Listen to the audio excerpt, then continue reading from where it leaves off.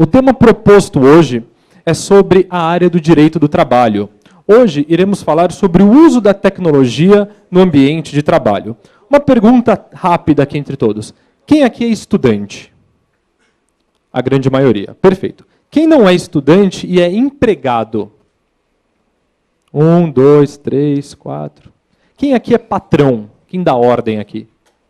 1, mais ou menos, 1,5. Enfim. A palestra hoje é para você que é estudante. Porque se você é estudante, amanhã você vai estar no mercado de trabalho. E tudo que a gente vai falar hoje, você precisa saber. Se você é empregado, você também precisa saber aquilo que a gente vai conversar hoje. E se você é patrão, preste muita atenção, porque cada coisa que acontece hoje em dia com a nossa tecnologia pode dar problema. Vamos lá? Bom, uma breve introdução fala do surgimento do direito do trabalho. Eu não sei aqueles que são mais religiosos e acreditam em Deus, por exemplo, mas Deus trabalhou durante 6 dias e no último dia ele fez o quê? Descansou. Professor Rodrigo, isso se chama descanso semanal remunerado. Ou seja, Deus trabalhou durante 6 dias e no último dia ele descansou. Ele trabalhou. E logo depois, quando surgiu Adão e Eva, eles foram expulsos do paraíso. E alguém sabe qual foi o castigo para Adão e para Eva quando foram expulsos do paraíso? Trabalhar. Para quem não sabe, a palavra trabalho, em latim, significa tripalium, que é um instrumento de tortura de 3 foices. Ou seja, olha como o trabalho é algo pejorativo. E avançando depois de muito tempo, os escravos faziam o quê? Trabalhavam. Porque o nobre, quem tinha dinheiro, não gostava de trabalhar. Hoje em dia, trabalhar é algo muito nobre. E esse conceito só mudou há pouco tempo atrás, na Revolução Industrial, quando as máquinas começaram a fazer o trabalho dos homens, em tese, veja como a automação já existe há algum tempo, há um certo tempo, e os homens começaram a se rebelar porque os direitos como escravos que tinham não condizia com aquela relação que teriam como empregados fossem. Então a Revolução Industrial, ela é um marco do quê? Do nascimento do direito do trabalho. Mas veja que quando nasce o direito do trabalho, com a Revolução Industrial, existem as máquinas que já estavam auxiliando no trabalho do homem. Além disso, existe o que a gente chama hoje de globalização. Não existe mais uma empresa nacional, hoje existe uma empresa global. Veja bem, existem empresas brasileiras que estão no mundo inteiro, empresas do mundo que estão aqui. Quem não sabe, ano que vem, a BMW vai abrir uma fábrica em Santa Catarina. Exatamente. Imagina só, a sua BMW alemã, não. Sua BMW fabricada onde? Em Floripa. Então as empresas, elas vão o quê? Avançando no mundo. Então a globalização é muito rápida, do mesmo jeito que a tecnologia é muito rápida. Vamos fazer um exercício entre todos nós. Quem aqui tem Facebook, levanta a mão. Muito obrigado. Quem aqui tem Orkut, levanta a mão. O pessoal meio com vergonha, né? Eu, né? Veja só, o Orkut, há mais ou menos 4, 5 anos atrás, era o quê? A moda. Todo mundo tinha. Se eu fizesse essa pergunta há 5 anos atrás, seria a moda. E agora fazendo Facebook, todo mundo tem. Orkut, tem um aqui, um outro ali. Não sei o que vocês estão fazendo no Orkut ainda. Né? Mas é uma tendência que vai acabar. Do mesmo jeito que o Facebook também vai acabar com o passar do tempo. Por quê? É a rapidez, é a tecnologia. E tudo isso é o que a gente chama de sociedade de informação. Hoje em dia, os valores eles estão agregados aonde? Na informação. Hoje em dia, você não paga mais um empregado só para fazer uma peça. Você paga o empregado para pensar como aquela peça, por um meio automatizado, será feita.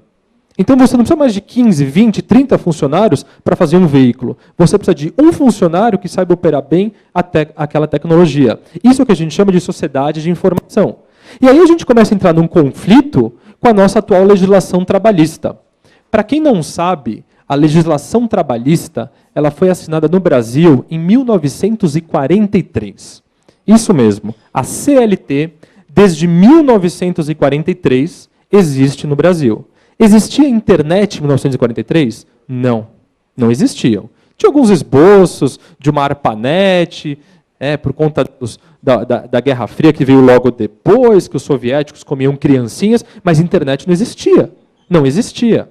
Agora, a nossa legislação trabalhista de 43 Vocês acham que nos dias de hoje, 2013, ela consegue segurar essa sociedade da informação que nós temos? Sim ou não? No final da palestra a gente vai ter a nossa própria conclusão. E por fim ainda, nessa parte inicial da nossa aula, a gente fala do sistema judiciário e a velocidade da tecnologia. Estudantes, não fiquem chateados, porém quem é profissional, e o professor Vitor Hugo hoje tem rodado o estado de São Paulo inteiro falando sobre processo eletrônico. Qual que é a ideia de processo eletrônico? É dar o quê? Uma rapidez a um processo que é extremamente o quê? Célere. O processo é célere no Brasil, não é? Sim ou não? Não, gente. Uma ação hoje, numa justiça comum, leva em torno de 6 a 8 anos para ser julgado. Outro dia eu fiz uma pesquisa no site do TST sobre Facebook. Não encontrei nada. Em compensação sobre o Orkut que você tem, encontrei.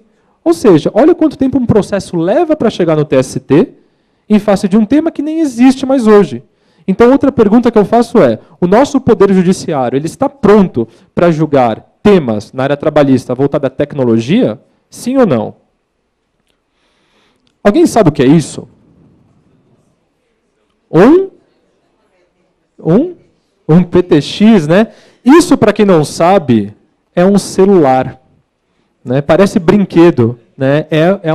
Teve um desse? Isso é um celular. E vocês podiam acreditar que naquela época um celular tirava foto? Sim ou não? Mas dava. Por favor. Veja bem.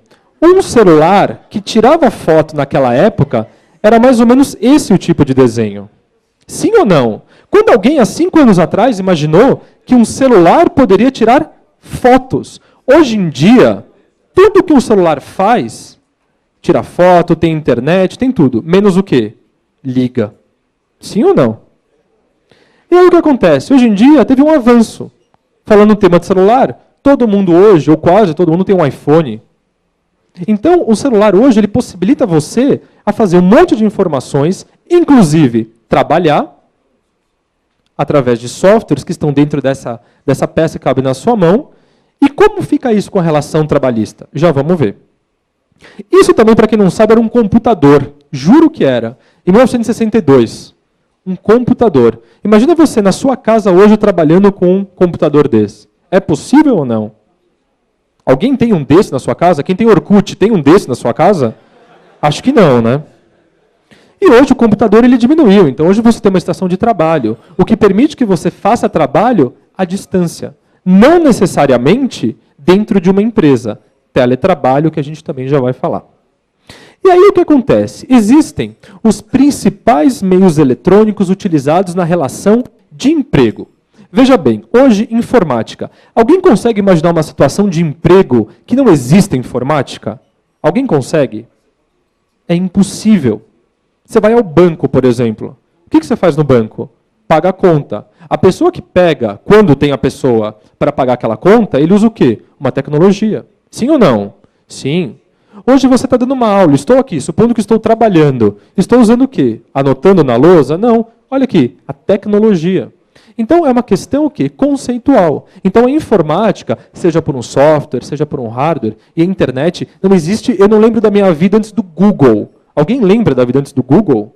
É impossível. O Google é o oráculo do filme Matrix da nossa vida. É isso. O filme já sabia o que ia acontecer. Não existe vida antes do Google. E veja bem, a telefonia móvel, por exemplo. Alguém hoje também não tem celular? Existe alguém aqui que não tenha celular? Tem gente que tem 2, 3, 4, né? Enfim, GPS, outra tecnologia que ajuda. Antigamente, por exemplo, o artigo 62 da CLT, no inciso 1º, falava que motoristas não tinham direito ao controle da jornada. Não dava para controlar. No mundo globalizado como hoje, concorda comigo que você encontra quem você quer, a hora que você quiser? Estava comentando no almoço, ontem eu almocei com um amigo meu, advogado também, e ele disse que a mulher dele está um pouco desconfiada dele. Ele está aprontando um pouco. O que ela instalou no iPhone dele? Um programa chamado Latitude, onde ela sabe aonde ele está a qualquer hora. Então falar que hoje em dia não há como ter um controle da jornada de trabalho é praticamente impossível. E além disso, existem as máquinas elétricas, enfim, poderíamos dar diversos outros exemplos. Eu queria quebrar alguns paradigmas com vocês com relação à parte de emprego e à parte de trabalho. Veja bem, você teria coragem de ser operado por um robô? Sim ou não? Teria? Sem médico. Não, agora vai aquele bonequinho do Guerra nas Estrelas vai me operar. Você teria coragem? Teria, ó, um ali teria. Eu não sei se eu teria, não. Doutor Rodrigo, o senhor teria? Teria. Doutor Rodrigo teria a coragem disso. Hoje em dia, existe um programa de computador onde o paciente não é mais operado pelo médico, e sim pelo computador. Assistindo Discovery Channel, uma vez, um médico nos Estados Unidos fez uma operação em um soldado no Iraque que havia sido baleado dentro de um tanque de guerra. Agora, a primeira pergunta que eu faço, para quem é estudante não tem obrigação de saber, mas para quem é advogado e trabalha na área trabalhista, sim. Se um médico trabalha em um hospital, ele está num ambiente que a gente chama de ambiente insalubre. Quem trabalha em ambientes insalubres tem direito, nos termos da lei, a receber o adicional de insalubridade. Pergunta, se esse médico está na casa dele, acorda, toma o café da manhã, come aquela panqueca americana, e depois de 2 minutos entra num robozinho como esse para fazer uma operação, esse médico tem direito adicional de insalubridade? Sim ou não? Não. Então, com o passar do tempo, a nossa jurisprudência vai mudar. Por uma questão tecnológica, mas a lei não fala isso. Veja bem, cirurgião concluiu que o autor esteve exposto a agentes biológicos nocivos à saúde. EPIs não eram suficientes para neutralizar ou eliminar a nocividade. Então, esse médico tem direito à insalubridade. E no direito do trabalho, isso é importante para quem é estudante vai prestar o OAB. E no direito do trabalho, aquilo que engloba o seu salário de uma forma contínua se torna salário. Então, nesse caso, um médico que recebe insalubridade, só que ele trabalha na sua casa, ele pode ganhar, ele não pode ganhar? A nossa lei é omissa, não fala nada disso. Outro exemplo, companhia aérea. Doutor Rodrigo, o senhor que viaja muito, hoje eu peguei o senhor como vítima. O senhor confiaria de adentrar num avião sem piloto? Não confiaria. Alguém aqui confiaria? Acho que não. Mas veja bem, hoje em dia é possível pilotar um avião da sua casa. Imagina, vou fazer uma viagem para Miami sem piloto. E aí? Pode, não pode? E piloto também tem direito a ganhar adicionais, como, por exemplo, periculosidade. Se você pegar a nossa jurisprudência, veja bem, o reclamante fazia a função de piloto e, acompanhando o abastecimento da aeronave durante o bombeamento do líquido inflamável, tem direito a perceber adicional de periculosidade. Periculosidade para inflamáveis, explosíveis e energia de uma forma equiparada. Num comentário de lege ferenda, ou seja, uma jurisprudência que não existe ainda, esse piloto teria direito a receber periculosidade? Não. A lei está preparada para isso? Não. E aí, a gente começa a entrar um pouco no nosso tema, quando a gente fala da proteção jurídica das empresas. Como as empresas elas podem se proteger desse aspecto tecnológico? Veja bem, a lei fala algo sobre como as empresas podem? Como eu disse, não fala. A lei, para vocês terem uma ideia, no artigo 6º da CLT, ela fala sobre teletrabalho. Olha que interessante, para quem não é do meio ainda estudantes. Para você no Brasil ser considerado empregado, existem 4 requisitos fundamentais. Novamente, doutor Rodrigo, se eu estiver errado, por favor, me corrija. Quais são os 4 requisitos? É a subordinação, tem um chefe, a onerosidade, ganho dinheiro, a pessoalidade, só eu posso fazer aquele tipo de trabalho, e a habitualidade.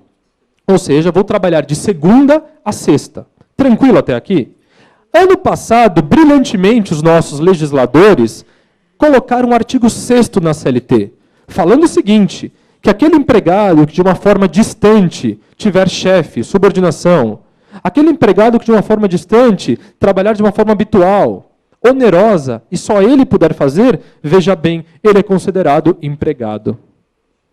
Ou seja, a lei fez e não falou absolutamente nada.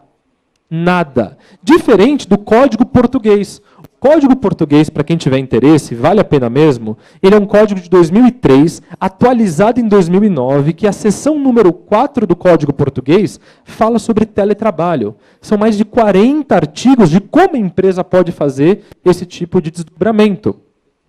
Só que no Brasil, como a gente pode resolver esse problema?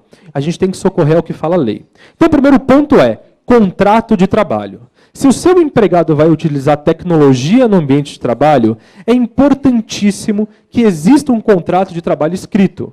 O contrato de trabalho pode ser verbal? Pode. Porém, é melhor que seja escrito. Imagina se ele tem que utilizar um software específico para algum tema. Se ele não sabe utilizar e causa um prejuízo para a empresa, de quem é a responsabilidade? Tem alguém aí falando comigo ou eu estou falando sozinho? Exatamente. E se tem o contrato? Exatamente. Por isso que um belo contrato de trabalho, com cláusulas específicas sobre isso, você pode o quê? Proteger a empresa em face da tecnologia. Tranquilo até aqui, gente? Sim ou não? Legal. Outro ponto também é a assinatura da CTPS. Eu não sei se os senhores sabem, mas o prazo para assinar a carteira de trabalho no Brasil são de 48 horas. Ou seja, se o seu empregado está na sua empresa há 2 meses e tem um contrato de trabalho, mas não tem uma carteira assinada, se der algum problema, ele pode falar, nunca fui empregado. A CTPS faz prova da relação de emprego. Então a CTPS também ajuda na tecnologia, por mais que a gente entenda que não. Ajuda também. Além disso, é importantíssimo que as empresas façam um regulamento interno. Regulamento interno é bacana. Por exemplo, estávamos falando antes da palestra sobre pornografia no ambiente de trabalho. Muitas vezes no ambiente de trabalho, pode ser que o empregado receba um vídeo pornográfico. Pior, uma pornografia infantil. Agora, você imagine uma multinacional que o empregado mande para terceiros com @multinacional um vídeo de pornografia infantil. Queima ou não queima a imagem da empresa? E se o empregado falar, mas espera aí, no meu contrato de trabalho não fala isso. É claro que você não vai colocar no contrato de trabalho tudo aquilo que ele pode fazer. Contrato de trabalho são regras básicas. Porém, a legislação trabalhista, no seu artigo 482, ela permite que a empresa faça o quê? Regulamento interno. Então, no regulamento interno da empresa, a gente consegue colocar o quê? Tudo aquilo que o empregado não pode fazer ou aquilo que ele pode respeitar. Não pode entrar no Facebook, não pode burlar o sistema, não pode usar o Skype, não pode ver vídeos pornográficos, não pode jogar joguinho. Vocês entendem? As regras você começa a colocar. Por quê? Porque se o empregado desrespeitar isso, você pode, nos termos da lei, aplicar até a pena de justa causa. Essa é a ideia. Tranquilo até aqui? Legal. E por fim, é importante também que os sindicatos estejam prontos para que esse tema seja abordado por eles também, através de convenções coletivas e acordos coletivos, que também podem falar sobre a tecnologia no ambiente de trabalho. Só que, além disso, existem também os direitos dos empregados. Falamos dos empregadores, mas os empregados também têm direitos. E veja bem, falei para os senhores, alguns minutos atrás, os 4 requisitos do vínculo empregatício. Subordinação, onerosidade, pessoalidade e habitualidade. Hoje em dia, em 2013, falar dos requisitos de 43 é a mesma coisa do que eu falar, vamos fazer uma petição usando um Pense Bem ou um 286. Alguém tem um 286? Só o amigo do Orkut aqui tem o 286 na sua casa. Mas ninguém tem isso, ninguém utiliza mais isso. Então, esses novos requisitos do vínculo de emprego do artigo 3º da CLT, eles são classificados da seguinte forma. A continuidade, ela vira o quê? Continuidade digital. A subordinação virtual. A onerosidade, ela vira o quê? Eletrônica. E que mais? A pessoalidade se torna pessoalidade cibernética. É sim um avatar que pode fazer o quê? Um trabalho. É sim um pagamento eletrônico que vai chegar em vez de ser o seu salário. O Olerite não precisa mais ser em papel. O Olerite pode ser enviado por você desde que no contrato de trabalho isso esteja incluso e desde que no regulamento da empresa isso seja incluso. Ou seja, você blinda a empresa para proteger a empresa, mas ao mesmo tempo não esquece dos direitos do seu empregado. Tá tranquilo até aqui? Legal. Além disso, o empregado ele tem direito a ser respeitado, direito à intimidade. Então, por exemplo, uma empresa que utilize da foto do seu empregado para divulgar algo, é importantíssimo que essa empresa faça um termo para que essa foto seja o quê? Possibilitada de ser utilizada. E os dados daquele empregado também. Além disso, a empresa é obrigada, nos termos do artigo 483, a cumprir todos, veja bem, todos os requisitos que estão no contrato de trabalho. Porque da mesma forma que a empresa pode mandar aquele empregado embora porque utilizou um site que não podia, um vídeo impróprio, existe o que a gente chama de rescisão indireta do contrato de trabalho, que é o 483. Ou seja, se o empregado verificar que a empresa não está utilizando o que lhe foi cumprido, o que lhe foi pactuado, o empregado pode dar um cartão vermelho para a empresa. Então, existem mecanismos interpretativos da lei que protegem nessa nova relação tecnológica, por mais que a legislação não fale. E, por final, é importante averiguar que o e-mail corporativo @empresa é uma ferramenta para o trabalho. No direito do trabalho, existem duas palavras que demonstram o que é salário e o que é ferramenta de trabalho. Mais uma dica para quem vai prestar OAB. É a palavra para e a palavra pelo. Tudo aquilo que é para o trabalho é o que a gente chama de ferramenta de trabalho. E tudo aquilo que a gente chama pelo trabalho é o quê? É salário. Veja bem, vou dar para o professor Rodrigo um computador para o trabalho. Ele é meu empregado. Ele deve trabalhar... Oi? O senhor deve me dar o quê? Deve trabalhar comigo e pagando... O senhor me atrapalhou. Veja bem, raciocínio novamente, vamos lá. Se eu lhe dou uma ferramenta para o trabalho, o senhor é meu empregado e dessa forma deve fazer o quê? Corresponder com as minhas expectativas como empregador. Tem um contrato de trabalho, horário de trabalho, função de trabalho, tudo isso. Porém, o Rodrigo é um excelente empregado. Olha, vou lhe dar esse computador pelo seu brilhante trabalho. Ele pode fazer com esse computador o que ele quer. O e-mail é a mesma coisa. Se é o e-mail @empresa, eu, empregado, não posso fazer o que eu quero. Posso mandar vídeos pornográficos? Não. Posso mandar receita de bolo para Dona Maria? Não. Não posso. Por quê? Porque é uma ferramenta para o trabalho. Agora, se o meu empregador permite que eu use o meu e-mail pessoal, aí sim. Aí o meu empregador não pode pedir que entre na minha intimidade para verificar o que eu estou fazendo. Tranquilo até aqui, gente? Essa palestra depois do almoço eu sei que é difícil, né? Mas vamos lá que já está no fim, até por conta do horário. Vamos lá. Bom, existem as palavras-chave dentro dessa nova relação da tecnologia, que são 3. A primeira é a transparência. Se o seu empregado e o seu empregador têm uma transparência na relação de emprego, não há problema algum em usar qualquer mecanismo eletrônico. Bom senso. Isso é fundamental na relação de trabalho e a gente perdeu muito, principalmente aqui no Brasil. É algo do brasileiro, é o jeitinho brasileiro. Por exemplo, estou trabalhando, mas vou parar 5 minutos para fumar um cigarro ou tomar um café. De 5 em 5 minutos, você pode perder até 1 hora durante o horário de trabalho, que era uma hora que você deveria estar trabalhando, mas que você não está.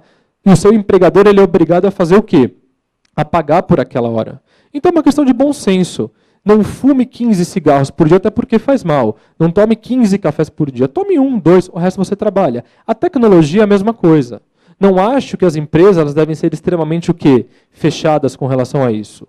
Porém, horário de trabalho é horário de trabalho. Se o empregador libera, utilize, mas sempre com bom senso. Eu lembro que, e aí eu faço a minha meia-culpa, né? Eu tenho alguns estagiários meus aqui hoje, não escutem isso, viu, Luiz? Principalmente não escutem. Quando eu era estagiário de um grande escritório aqui em São Paulo, o escritório ele bloqueava alguns sites para entrar. Só que como todo estagiário, né, o que eu gostava de fazer? Eu gostava de descobrir programas que pudessem burlar aquele tipo de bloqueio que tinha. Então eu passava metade do dia não fazendo petição. Eu passava metade do dia fazendo o quê? Procurando formas de bloqueio daquele tipo de justa causa. Eu não era estagiário, eu não teria problema algum. Né? Hoje não pode mais. Não pode, né? E a última palavra é quando a gente fala que horário de trabalho é horário de trabalho. Então, se você tem 8 horas para estar utilizando aquela tecnologia que lhe foi proposta, que seja um e-mail, que seja um software, ou programas mais elevados, você deve o quê? Utilizar aquele tempo para o seu trabalho. Com relação à legislação aplicada, como eu disse para os senhores, muita coisa não há.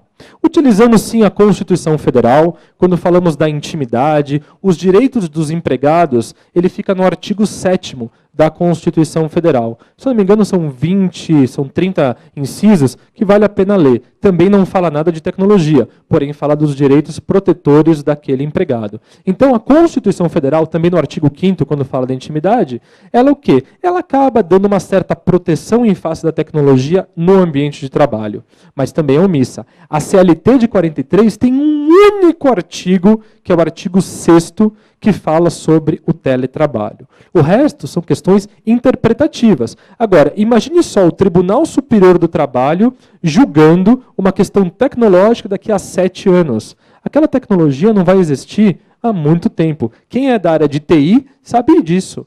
A TI, toda semana, todo dia praticamente, toda hora, ela avança de uma forma muito veloz, enquanto o nosso direito do trabalho, que é o meu tema de palestra, desde 1943, não avançou em absolutamente nada.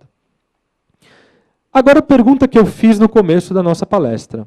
Há alguma necessidade de uma nova legislação e um novo entendimento jurisprudencial no Brasil? Sim ou não? A sua resposta pode ser sim, a sua resposta pode ser não, e a sua resposta pode ser talvez. Eu digo a minha opinião. A minha opinião é sim. A CLT, para quem não sabe, a CLT ela vem de um regime fascista italiano. Essa é a lei atual que a gente utiliza. Extremamente protetiva. O Brasil, sendo considerado uma das maiores potências do mundo, e já é considerado, uma legislação antiquada trabalhista como essa, só faz com que? Só faz com que o país não cresça. Então é importantíssimo. E numa nova legislação trabalhista, numa nova reforma trabalhista, que a gente consiga colocar toda essa tecnologia que é utilizada no dia a dia e como ela deve ser utilizada nessa parte. Além disso, a Justiça do Trabalho, por mais célere que ela seja, e ela é, eu falei da Justiça Comum, que leva de 6 a 8 anos, a Justiça do Trabalho leva de 2 a 4 anos, mais ou menos, para julgar um processo. Isso com muita sorte no tribunal. No TST, o papo já é outro. Porém, ela é um pouco mais célere. Mas 4 anos para julgar uma causa trabalhista, que é verba salarial, salário é o quê? Comida. Então, quem entra com uma reclamação trabalhista não entra porque é legal, porque precisa. Entra porque precisa o quê? Comer, se alimentar, pagar conta. Essa é a ideia de salário. Então, 4 anos para receber um valor é muito tempo. Ainda mais uma tecnologia. Imagine o TST hoje julgando um caso de Orkut. O que é o Orkut hoje em dia? Ninguém mais sabe, né? E, por fim, os princípios que são aplicados com relação ao direito eletrônico do trabalho, a essa parte de tecnologia, que é o princípio da proteção. A proteção em face à aplicação da norma mais favorável ao empregado, isso é uma questão trabalhista.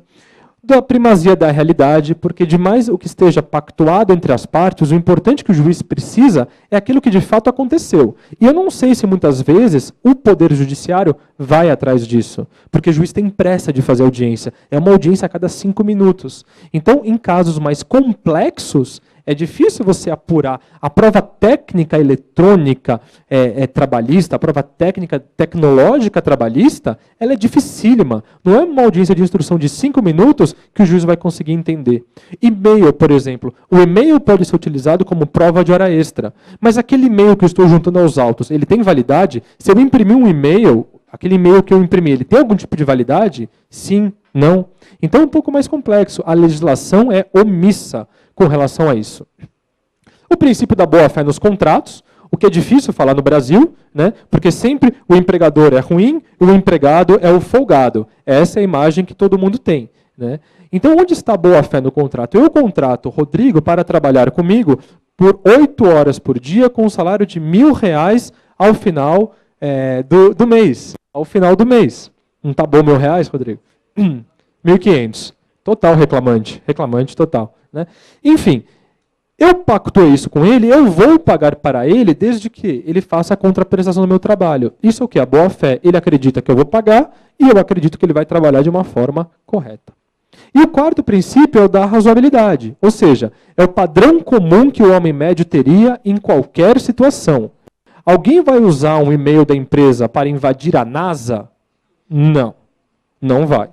De qualquer forma, você também não pode contratar um empregado que não saiba usar aquela tecnologia. É o que se chama de analfabeto digital. E acreditem ou não, hoje com essa parte de processo eletrônico, tem muito advogado que é o quê? Analfabeto digital.